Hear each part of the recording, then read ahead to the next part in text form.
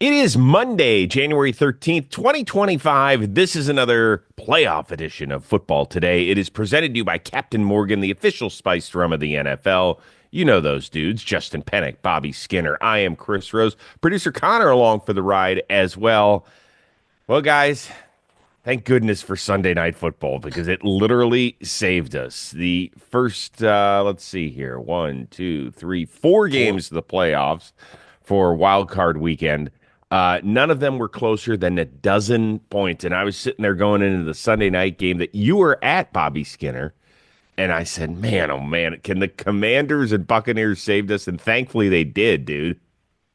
Yeah, that was a great game of, like I said, going into it, top five offenses versus below average defenses, and that's what we got down to the end. Mike Evans, dominating Marshawn Lattimore. You think the Bucks are going to win it, and then they end up choking it, and Jaden Daniels showed up big time in a premier playoff performance. So that game was I was there, like I said, like you said, that was an exciting game to be at, and I can't confirm that Bucks fans want Todd Bowles fired. Okay, Pennick, how were you doing the rest of the day? I saw you being a little grumpy on social media. Yeah, you want to know what? Rose, you've been, all right. I'm not going to finish the sentence of you've been around a lot longer than I have because that's true. Oh, well, it's true. It's true. It's all But it's fact. true. So I want to rely on like your experience, but I'm watching these, especially the front four games. Like you said, thank God for Sunday night. I'm glad that I stayed in the office. I streamed that Eagles game and just walking away from those front four games being like, dude, like I this was not entertaining and the quality of games wasn't that good. And I even got to thinking of, the NFL and the entertainment product and the product of the NFL, it's kind of gone down like over the last couple years. And I kind of walked myself off of that ledge considering, you want to know what? Maybe we did hype up the Broncos a little bit too much. And, we all kind of know what the Steelers are and the teams that they played are just that superior. I would say maybe the only exception being the Texans and Chargers, which we're going to talk about. But the rest of those teams that won, they're kind of like superior teams, and the Packers were even beat up. So I kind of walked myself off that ledge just looking at the matchups and, just wanting to be excited about Wild Card Weekend. But yeah, I usually look at Wild Card Weekend as one of the best weekends in sports, and it certainly was not that. We still have a game tonight that I'm excited for, but certainly was not that as a product that the NFL wants to put out. So, Well, just real quickly, I would say that there's a huge discrepancy, thanks in part to the quarterback play, right? I mean, when you're talking about the top quarterbacks in the league, particularly in the AFC, Joe Burrow, you can throw in this group of Mahomes, Josh Allen, um, and Lamar. And then there's a huge fall off from the rest of it. And that's kind of where we sit. And in the NFC, it's I don't know. I don't know where we go for it. But let's start off with a one game, if you don't mind, guys. It was actually entertaining. It's time for the La Vida Más Fina Game of the Week. It is brought to you by Corona. Washington gets its first playoff win in nearly 2 decades. They hold the ball the last 4:41 of the game. They march down the field in Tampa, and Zane Gonzalez Doinksville from 37 yards out off the right upright. It doesn't go to the right. It doesn't go back toward the field of play. Somehow it ricochets in between the goalposts, and the Commanders beat the Buccaneers 23-20 is your final. I think at the beginning of the year, we were really curious to see what Jaden Daniels would look like, how long it would take him to, and right out the gate, he was great and he wowed us. And then he has continued to do it, leading come from behind win after come from behind win, and now getting a postseason win in his very first try. Bobby, as I said, you were there in person. What did it look like with you with your own eyes? It felt like a Jaden Daniels and Dan Quinn victory. Jaden Daniels making big play after big play. And the fact that it didn't work out every time, but Dan Quinn didn't let lack of success on fourth down stop him from future attempts.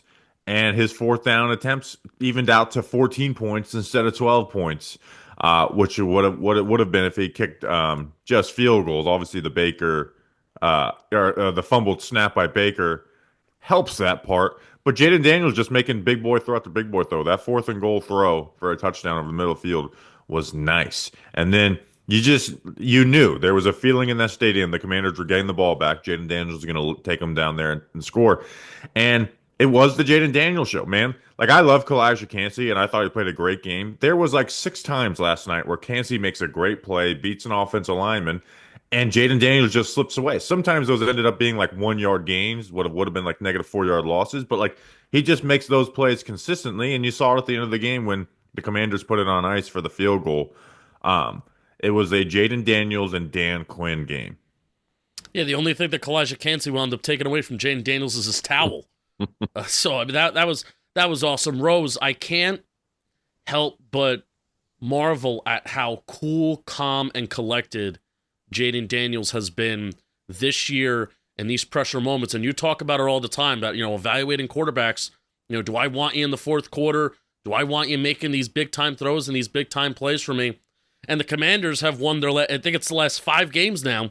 They've won it on the last play from scrimmage, some of it being their defense and some of it being Jaden Daniels and special teams and whatnot. But this team has kind of got something going right now, too. And there's even a conversation about, the ownership, and it was cool to see Magic Johnson and the new, Joe Harris, the new ownership group, just talk about talent, culture, people. We hire the people, and then we let them make the football decisions. And it's like, yeah, that's kind of the way that it should be, and that's the way the good organizations are run. So as an NFL fan, happy to see the Commanders do this, but also as a Giants fan, scared to see the run that they may go on now.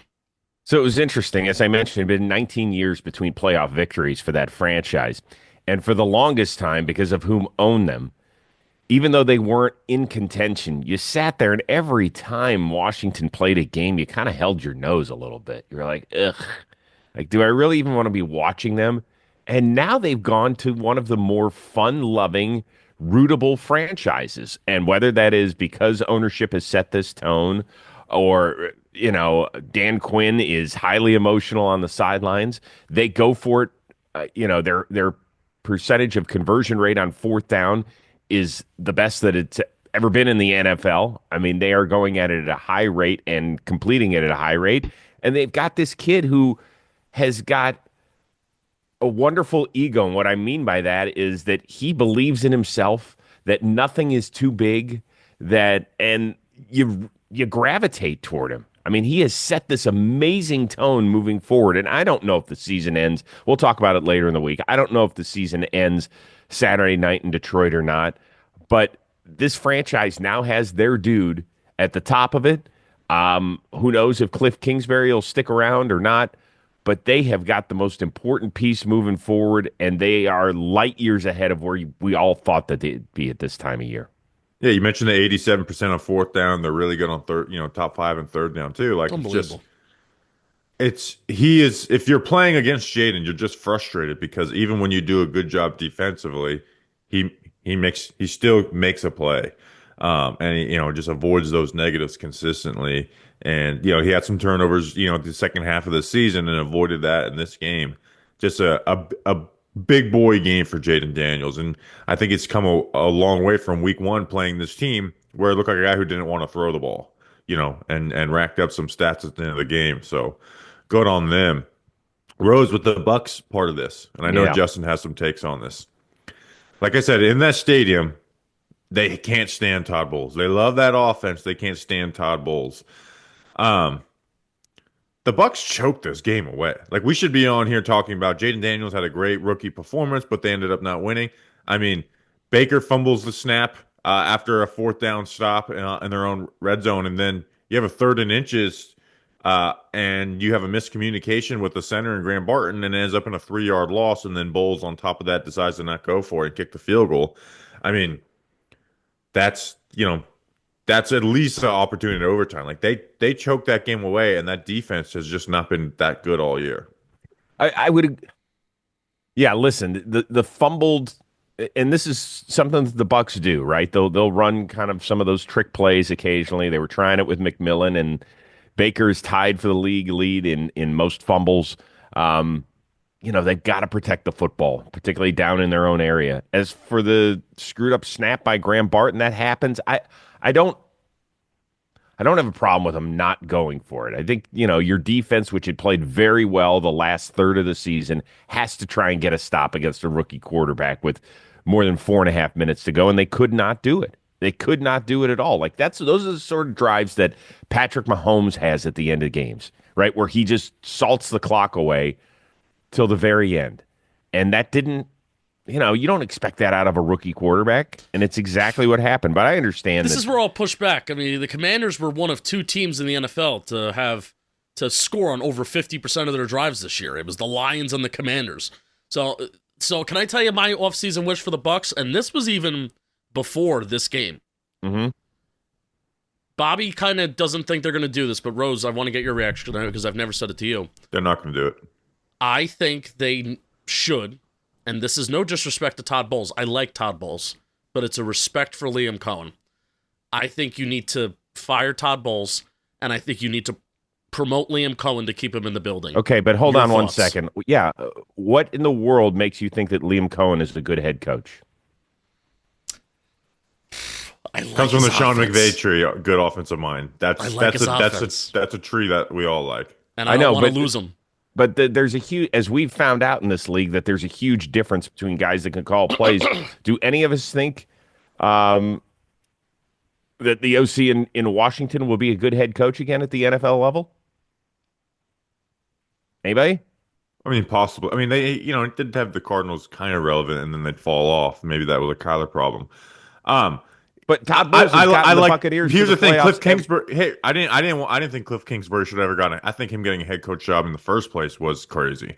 Like we forget he had a losing record in college and got an NFL head coaching gig.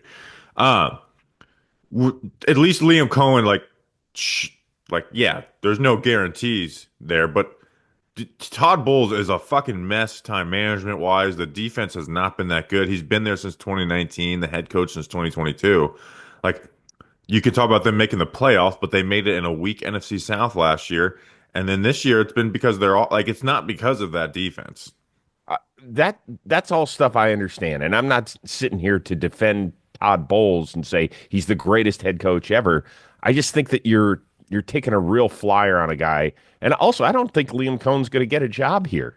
We're talking about 18 months ago. There are very, very few NFL fans who had any idea who Liam Cohen was. Anybody? They just didn't know. He's an assistant somewhere doing something, and he's done an outstanding job with their offense. Once Got again, Will Levis drafted. and that does not make you head coaching material. It just doesn't. You're taking flyers on any sort of person here. At least we do know that Todd Bowles can get guys going in the right direction. You can talk about how crappy the division is, all of that sort of stuff. Fine. They got a huge win last year over the Eagles. They took the Lions right down to the wire. They Yeah, he's lost good at again in a hiring tough offensive game. coordinators. That's been like his best trade as a head coach is hiring good offensive coordinators. Yeah. Okay, And you so have Bruce, do we? you have Bruce Arians as kind of like in that front office too, who I think is part of that process. So I don't know. I just don't know if these offense coordinators are going to keep growing on trees for the Tampa Bay Bucks as they're. I mean, they're good, and these guys leave and they get head coaching jobs, and I think Cohen will eventually, and I think it will be this year. But the defense just hasn't been enough of an advantage over the last 2 years to really justify I don't know if this, and again, it's not against Todd Bowles. I like Todd Oh, Bowles. it is, but it is. That's It is exactly against what it is against Todd It is Bowles, against Justin. Todd Bowles. Just And call we're it gonna what it is. we'll have a similar conversation about Tomlin, and I think it's fucking insane. Probably later in the episode, like I think it's insane that like it's not insane, but I think it's overreactionary to the things that he can't control. But like I watch Bowles coach, and I'm like, this is what is good about him as a head coach? Like the defense is not very good. They can't get a big stop at the end. The time management is consistently terrible. He's totally afraid of, and forget about just this game. Like he never goes for on fourth down, like one of the least aggressive coaches in the NFL. And we sit and praise the coaches who do it, like Dan Campbell and Dan Quinn. That it ends up working out for them. Like it's, and he's, I like, so it is against Todd Bowles. I agree with you, Rose. It is against Todd Bowles. But if there's one team that has tried this, and it was the Bucks. But all I'm saying is this: is that when you fire head coaches or you replace quarterbacks, you damn well better make sure, 100%, that the person you're replacing them with is definitively better. And I don't know if you're going to say, well, we don't want Liam Cohen to leave the building. I don't know if that's a great way to go. I got to be honest with you. Talking about a guy who's run this offense for 1 year. For 1 year. And now all of a sudden we're like, can't let him leave the building. He's got to be the head coach right now. They did that with Mike Martz and Dick Vermeil in St. Louis. And part of it turned into a disaster down the road. Really did. Anyway, that was our game of the week brought to you by Corona. You know what we always try and be? That is a fan that never loses. And here's what we mean. Our teams don't always win every single night. In fact, as Giants and Browns fans, they rarely won this season. But even when they lost, we still love the game because whether it's a big time deep ball or a conversion on third and fourth short that Todd Bowles doesn't go for, or a great tailgate out in the parking lot, there's always something to cheer for. And the best beer to pair with those awesome moments, Corona. Corona is all about finding the maximum amount of joy with every moment of the game, win or lose, home or on the road. It's the perfect beer to go along with watching football and all the moments that come along with it. So cheers to everybody who loves the game beyond the scoreboard. Corona, for the fan who never loses. Get yours at ordercorona.com for 21 and over. Relax responsibly. Corona Extra Beer imported by Chicago, Illinois. Can I say something to Corona? Please. Next year, can we change the ad copy a little bit? Because I feel like it's jinxed us with our teams may not always win because the Browns and Giants ended up with the second and third picks. They know. And I love Corona, but I don't want to blame my team's failure on them. Well, we'll get with our marketing and sales departments and see what we can turn around. But I think the first thing is that our teams hit on our respective draft picks at the end of April. In Green Bay. We need to figure this out for the draft because we can't lose on the draft. Let's very quickly, guys, touch on the other NFC game that happened. Eagles take care of the Packers in the 2-7 game. 22-10 is the final. Eagles defense just continues to dominate across the NFL. They've won 13 of their last 14 games. Jordan Love, they force him into 3 interceptions. And even though it was a close-ish game, got to 1 score in the second half, you felt like Philly was just in charge because they were too physical and too tough overall. I guess big picture here very quickly. Justin, let's start with you. It was the first time we saw Jalen Hurts. He came back from the concussion. He hadn't played at all since December 22nd. He hadn't played a full game in a full month. Was it just a case of rust because he barely got the ball to his wide receivers on Sunday? Or is there something that's concerning whether they play the Rams or the Vikings in the divisional round? I think it is concerning. It just seems so flaky, man. It could seem like a game where you're on and we're getting the ball to Devontae Smith, and even if AJ Brown isn't getting the ball a ton, and like their guys are thriving, right?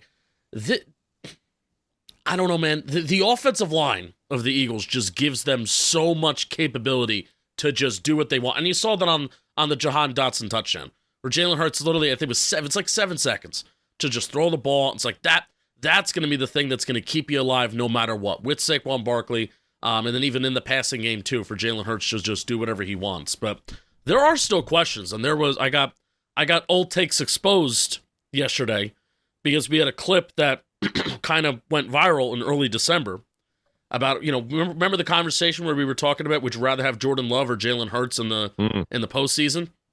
So I don't necessarily walk away from yesterday's game saying like a ringing endorsement for any of them. I guess Jordan Love had a very, he had a very bad game, but I don't walk away from that game being like, oh, I would so much rather have Jalen Hurts than Jordan Love. So there are definitely still questions and concerns. They have to get the ball to these receivers. I don't know what the answer is.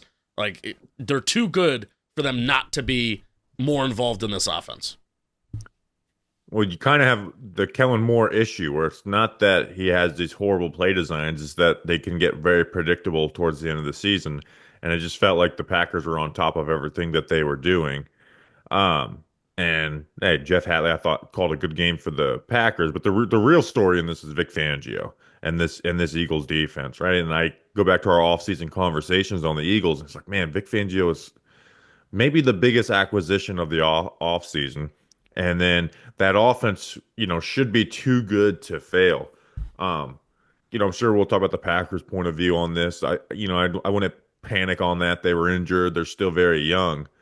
But for the Eagles, like Vic Fangio and that defense is real deal. That's an advantage that they have, and it won them a playoff game. Yeah, and Bobby, I think Fangio's one of the biggest X factors in this postseason.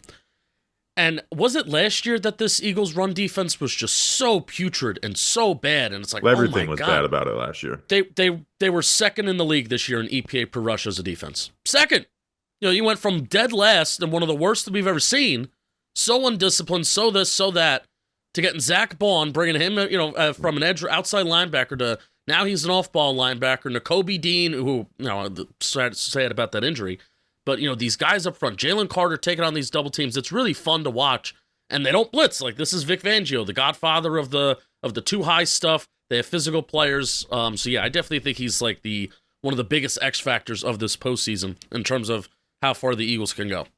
Well, you can make the argument that they're the most talented team in the NFL. Yeah. And they're going to have, another home game against, as I mentioned, either the Rams or Vikings. By the way, do you think that there's a team that they're rooting for Monday night? Like, there's one team that they definitely don't want to face between those two, Bobby? Well, it's tough because I trust Stafford against a Vic Fangio defense more than anybody in the NFC. But also, that Vikings defense versus Eagles offense could cause havoc, even though they may just be able to run the ball on them. So, I'd say they probably would like to see the Vikings because I think you can look to take advantage of Sam Darnold in the playoffs. I think that's fair. All right, guys, let's move over to the AFC.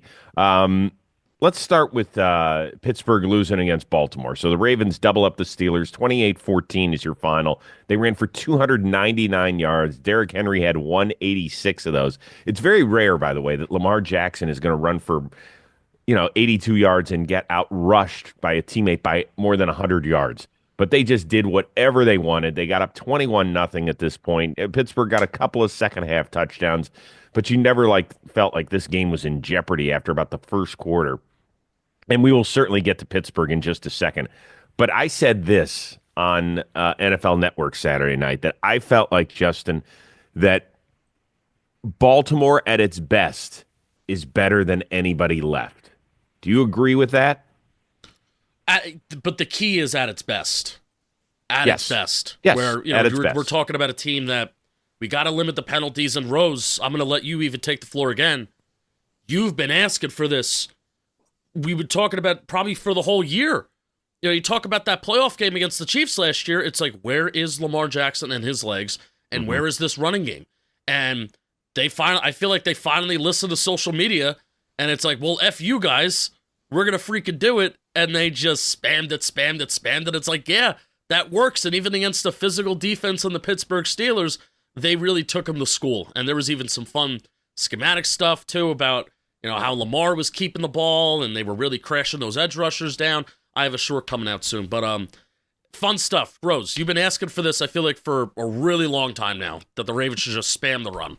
Well, yeah, they handed the ball to running back 6 times in their AFC Championship home loss against Kansas City. I felt like they got that to Derrick Henry on the first drive. So, listen, you look behind you, and you're like, okay, I got 6'4", 247.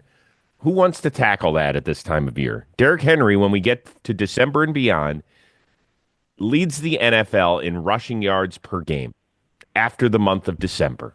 He averages almost 102 yards per game, and he's impossible to stop. He's had 8 playoff games. 4 of them, he's had at least 150 yards. Todd Monken doesn't need to go on X to go find out, oh, my God, should I be handing the ball to Derrick Henry? He knows. He knows that he fucked up last year in that championship game, and that's not going to happen, and I cannot wait for the 4th and final game of divisional round play because I think that game in Buffalo is going to be awesome. We'll have a ton of time to talk about it later in the week. But some people thought, well, there's no Zay Flowers, no Pro Bowl receiver. Steelers defense. Dude, Baltimore just toyed with them, Bobby.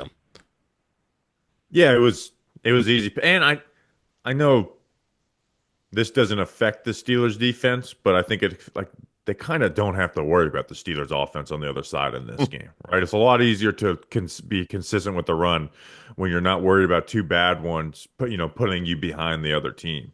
And this is what we said going into this game, Rose. It's like even if it's not working on early on, this is a game where you need to stay committed to it. Show what you can do, make the team in the second round do all they can to stop it. And if they do and they start doing it, that's when you can start getting some of the play action stuff. But Lamar was great in the passing game as well too. That throw to Bateman was just nasty. And the Steelers, I do want to have a little conversation about Tomlin. But was disappointed in that defensive effort, right? Like Oh yeah. they like felt like they took the wrong approach against them, where it's like, all right, well, we're just gonna do, like Justin mentioned, where they're gonna crash the end on the running back and then hope the linebacker can get over the top to stop Lamar. Just did not happen. And that might be nice if you're playing against Marcus Mariota, but that's just not going to happen consistently against Lamar Jackson. Yeah, and then All on right. the 44-yard touchdown, I'm sorry, I'm cutting you off, Ro. The Yeah, no, go 44-yard ahead. touchdown, this is what I finally saw. This is what the short's going to be about. The 44-yard touchdown that Derrick Henry had, you had the middle linebacker that's like, all right, I'm finally going to account for Lamar Jackson. And the edge rusher crashes down, but the middle linebacker moving opens up the middle of the field for Derrick Henry, and instead of Lamar keeping it, finally gives it to Derrick Henry, 44-yard touchdown. And here's some trivia for both of you. Lamar Jackson and Derrick Henry combined for 267 rushing yards in Baltimore's wildcard win over the Steelers. That was the most rushing yards by a quarterback-running back duo since what playoff game? Oh, did anybody ever have anything with Michael Vick? No, after that. Cam Newton. Is it Kaepernick and Gore? Yes, Kaepernick Oh, and good Gore, one. 300 combined rushing yards in the Yes. 2012 divisional round. That Good was job, very Bobby good. Skinner. Was that against Green Bay? Had to be, right? I Had believe to so. be. Yeah, okay, that's very good. All right, let's get to the other side of this. Pittsburgh and Pittsburgh fans saying, all right, Mike Tomlin, you've done a wonderful job. Thank you for your service. It's probably time to move on after 2 decades. The Steelers will not be doing that. So, Bobby, which side of the fence do you sit on this one?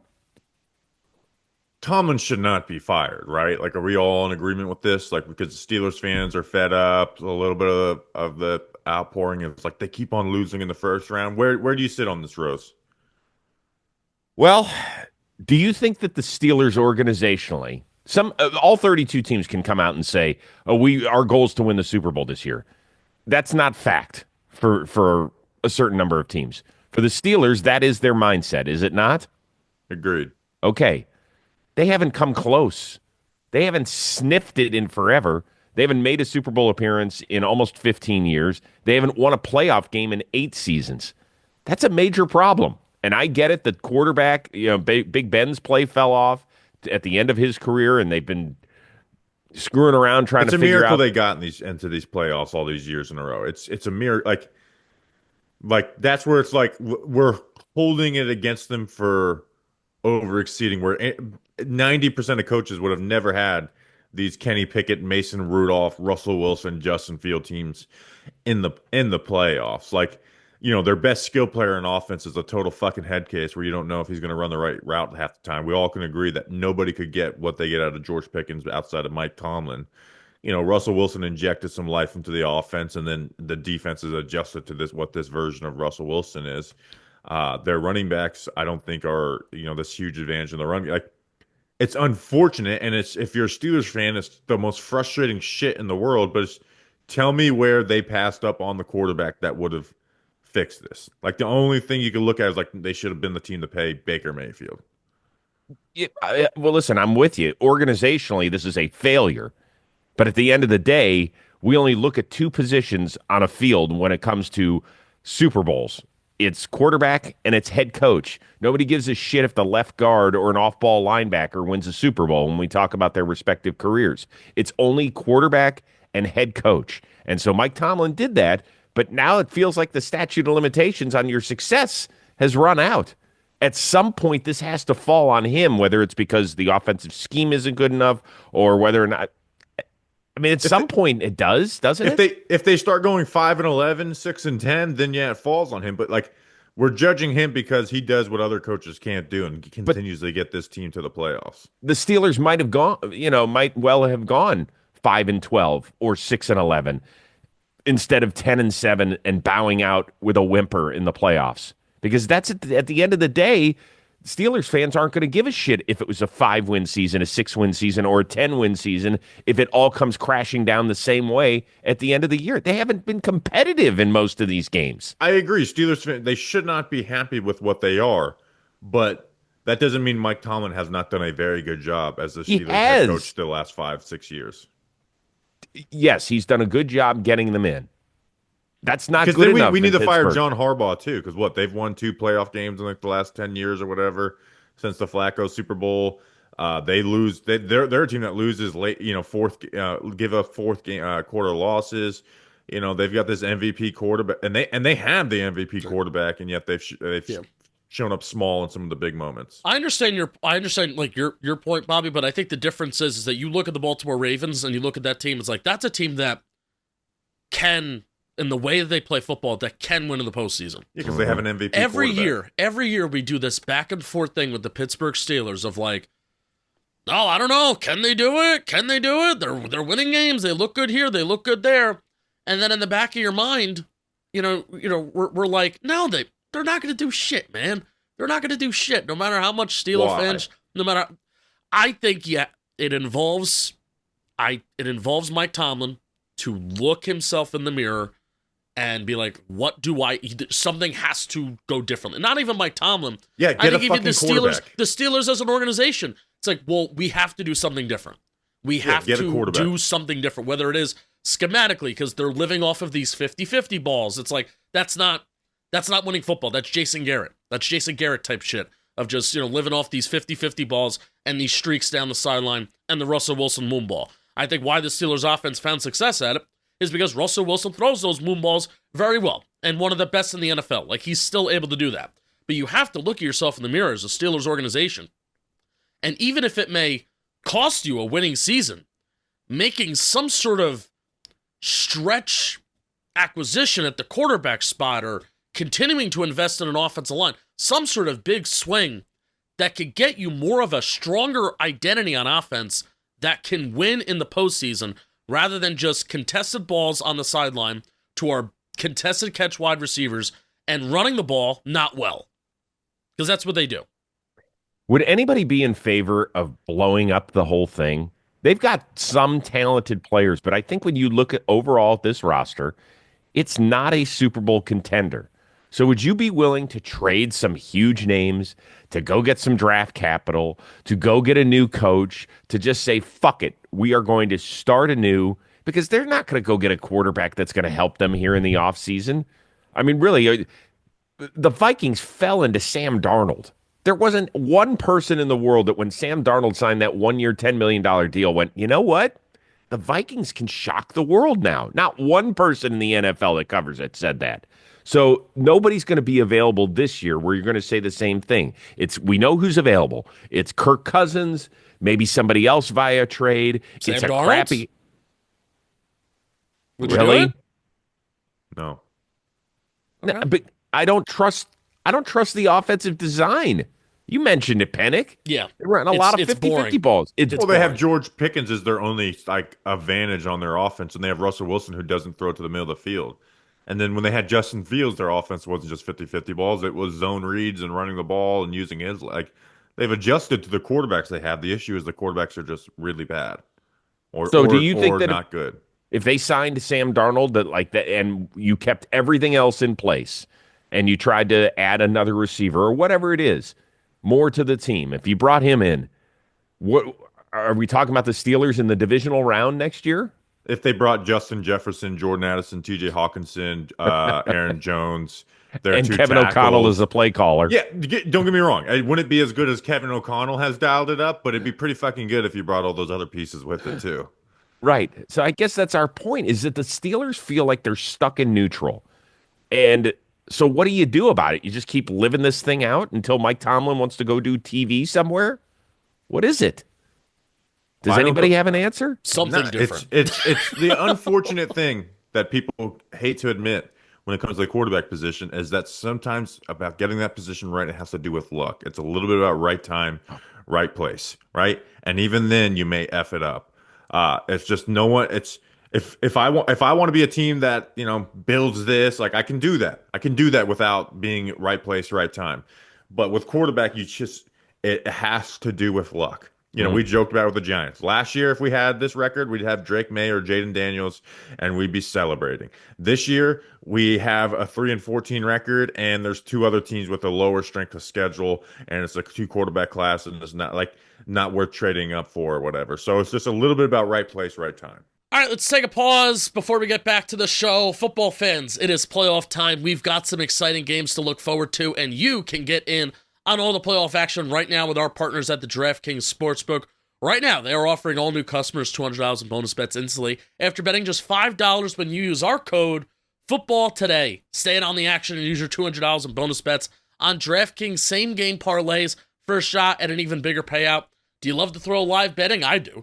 DraftKings has got you covered. Bet live on in-progress games as they happen, making watching the game that much more exciting. And if sports betting is not yet available in your state, don't you worry. You can still join in on all the fun with DraftKings Daily Fantasy and have a shot to win cash prizes. So, download DraftKings Sportsbook app right now.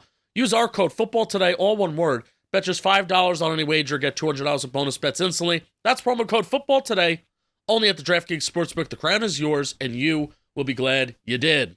Let's move on to the two other AFC games, and we're going to run through these because the games were just not entertaining for the most part.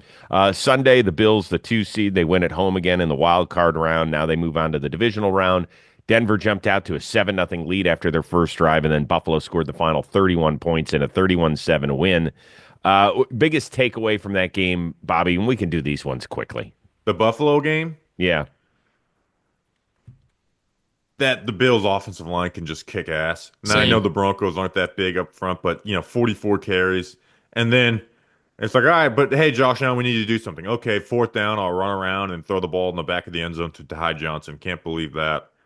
The other part is just like, what does this Broncos team build off of and look like? Because this was obviously an extremely successful season for them. But, the standard will be raised. Yeah, I would say on that side that Denver needs a number 2 receiver. They need a tight end. They need a running back they can rely on. But they had a lot of good things happen for them. And I thought that Sean Payton, I was critical of him in the offseason, saying that really Drew Brees kind of fell into his lap. When did he ever really find a quarterback in his history? And now it feels like he's found one. I thought Bo Nix did a lot of good things. He wasn't just a screen and go guy, that he did start to throw the ball downfield. And I'll be curious to see where they're able to take this evolution of Bo Nix into the future. As for Buffalo, yeah, I mean, the one play where James Cook had the run early and Deion Dawkins dragged him about 12 yards, I think that said everything that you need to know about where Buffalo is headspace-wise.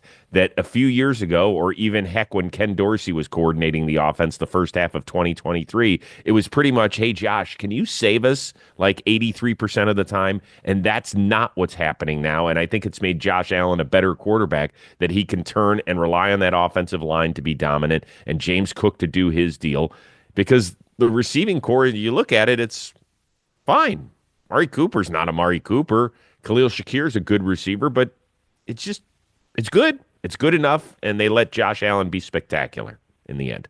Yeah, in reality, we're judging Buffalo on what happens next week, and then we're judging Denver on what happens over the next 2 years. Yep. Because this was expected. Broncos this season was unexpected for them. So I think Broncos fans shouldn't be happy today, but 6 days from now, they should be happy with how their season went.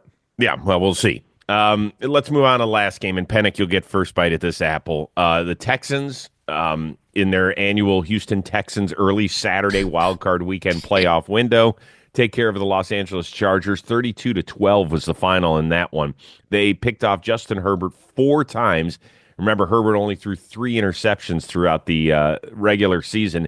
Is that the biggest thing that you take away from this game, Justin Penik, was that Justin Herbert just can't hang with the big boy quarterbacks in the NFL, or was it something else? Yeah, that Twitter talking point crept up on Justin Herbert just when he thought that it wouldn't. I am disappointed in the Chargers, but I do want to talk about the Texans because that's been a team that I've poo-pooed on all year, and I still kind of do want to poo-poo on them a little bit because they're just wait a week. I call them the Houston third and long Texans.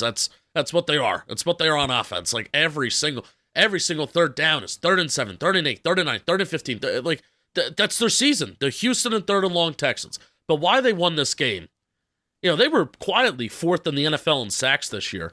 But why they won this game? Will Anderson Jr., Donnell Hunter, Denico Autry, and them running stunts and twists and up the middle, testing a weak Chargers interior offensive line, and even their edge rushers when they were going 1v1 against Rashawn Slater and Joe Alt, they won, and they won enough to really get some big hits and alter the game and impact the game. And I think that got in Herbert's head. Herbert really, you have good tackles and you have a solid offensive line, and Herbert does enough to maneuver the pocket to not really think about that shit, but he was thinking about it, and I think that played an impact on the interception. And if you're the playing the Chiefs next round, if you're the Chiefs, don't let Will Anderson Jr.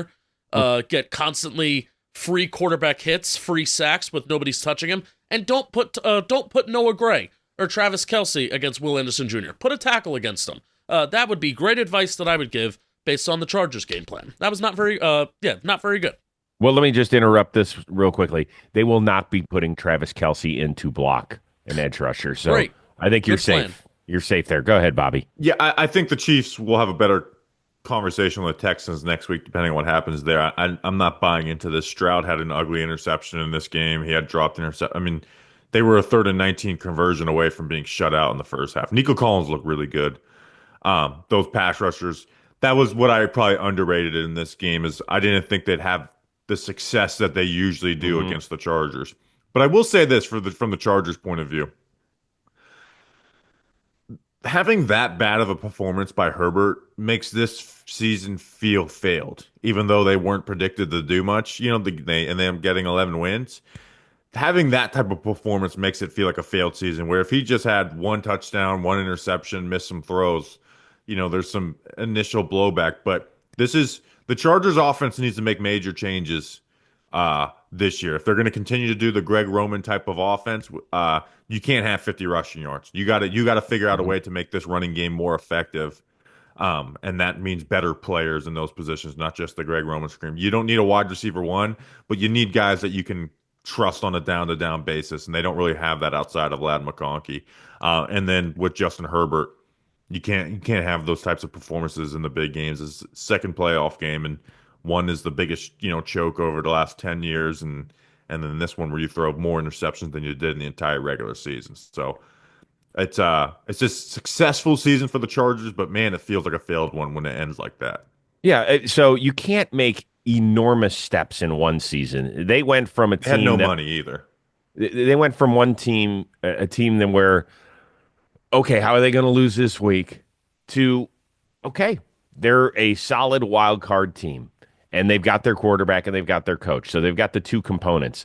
For Herbert, he's going to have to deal with all of the Twitter talk and everywhere else that he is not a top 5 quarterback until he starts winning playoff games. And that's the only way he can erase it. Just like it's the only way that Josh Allen and Lamar Jackson can erase whatever stigma is attached to them, because they haven't made it to a Super Bowl. And that's going to wear on those respective guys until somebody takes that next step. And for Justin Herbert, that's the next step.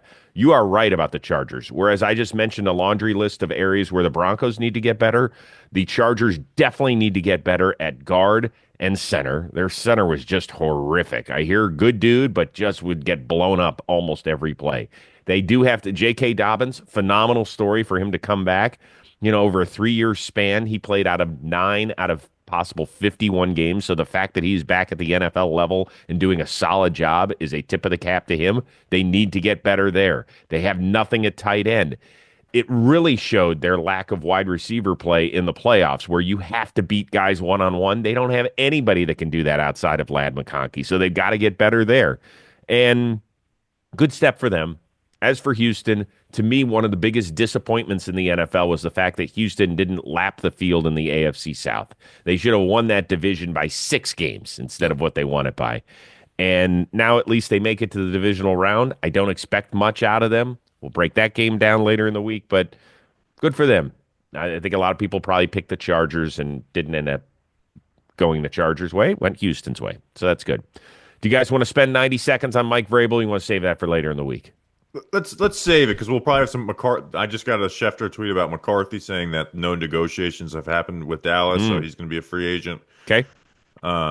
So I think we're good. Mike Okay. Vrabel, he used to play for the Patriots. If you didn't know, Oh, but he was a.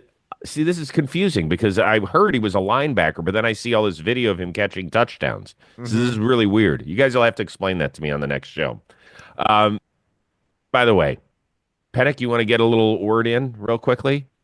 Uh, No, I do not. I'm good. I okay. can't. I cannot wait to talk about all the people on Twitter telling me that the Patriots, good process of only interviewing one candidate. I can't wait to talk about that. Well, we'll have years to debate this one. are you getting Um, shit for that? Yes. That I don't know why oh, that tweet found things where I quote tweeted the I gotta find it. the JM football tweet about Mike Vrabel's been hired, and I simply said 2 years in a row where the Patriots do not mm. conduct a legitimate head coaching search, and I have a ton of people in my replies being like, "No, what do you mean? It's good process. They got their guy. Why waste anybody's time?" We'll talk about it. We'll talk about it for years to come. So for Justin Penik, the leader of Patriots Nation, and Bobby Skinner, and producer Connor does an amazing job here. I am Chris Rose. We will see you next time here on Football Today. It is presented to you by Captain Morgan, the official spiced rum of the NFL.